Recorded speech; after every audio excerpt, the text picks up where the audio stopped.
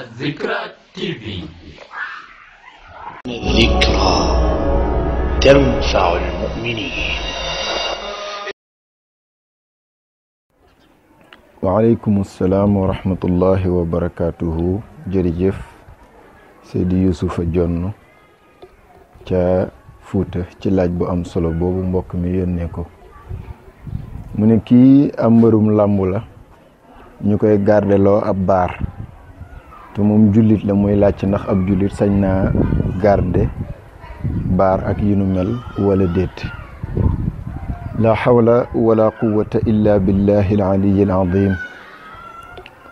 Youssoufa, baar ci liñ ci xam mooy fu ñuy jaayee sàngara ak tabarakallahu góor ñeeg jigéen ña di fa jaayante seen bopp nga xam ne barab la boo xam ne duñ ne dañ fay defee lii l'islam di ko bañ di fa defee lee l'islam di ko nangu.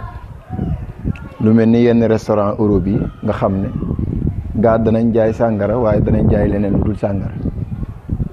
kon boobaa bokkut atte ak li nga xam ne moo di jëmmi baar moom nga xam ne ci tënk ko rek mbon ak kese la.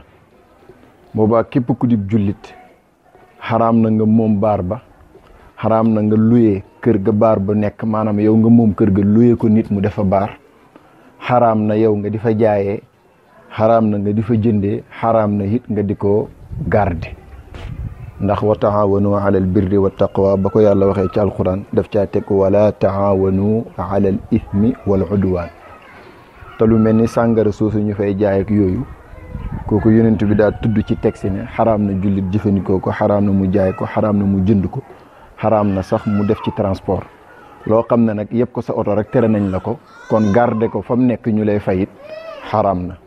lenn rek ka doon tax mu dagan mooy waa ji loru mooy dem ba loolu képp moo fa sës ci lu mu mën a am lu mu dundee nga xam ne bu dul loolu mën naa loru, bakkan mën naa dem tabarakallahu wala loru daal comme ni ngeen ko xamee. bu ko defee boobu loraange googu dana tax l'islam may ko mu jàppandee gum ci loolu bu demee ba am ca lu mu mën a lu mu weesoo loraange ga rek mu daal di génn ci loolu dem jàlli ci leneen. te loolu sax wóorul ci jamono bi ndax yu mel noonu day faral di am xaalis boo ca nekkee ba sa bakkan tàmm ko nga génnaat dem ci lu lew du la yomb. waaye daal du tere l'islam moom àtte na su waa ji demee ba loolu képp sës fa nga xam ne bu ko deful dana loru, boobaa danañ ko may mu def ko ba loraange ga jàll. ni ki l'islam di mayee nit ki yàpp middi li muy xaraam soo xiifoon ba loraange taxaw ci sa kanam ñu may la nga daal di ko jëfandikoo ko ba loraange ga jàll, bu ko defee mu delluwaat ci xaram gam xaramoon ci yow. waaye bu dul loraange gi daal jëmmi baar jaayee fa mbaa moom ko mbaa moom place bañ koy jaayee te luyee leen ko mbaa di ko garder yooyu yëpp fuqahaa yi dëppoo nañ ne dafa xaraam, tegtaloo ko ci waxe yonent bi ak alquranul karim wala taawanu ala al ithmi wal udwan wa shukran.